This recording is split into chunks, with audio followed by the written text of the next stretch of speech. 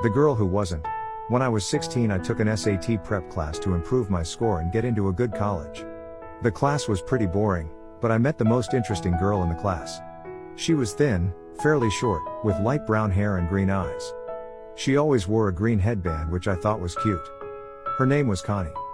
We hit it off immediately and spent most of the class whispering to each side by side at our desks. I spent about 3 weeks sitting next to her talking during the class. When the class was over, we exchanged handles so we could keep in touch. This was in the early 2000s. About a year passed, and we continued talking online. We got to know each other pretty well, but we lived on completely different sides of the city and it was quite a drive to visit each other, so being the young teens we never actually got together. Eventually I worked up the courage to ask her out for dinner. I set our date at a restaurant located between the both of us so we wouldn't have to drive too far. The time for our date rolled around and I headed to the restaurant to meet her. I walked in and saw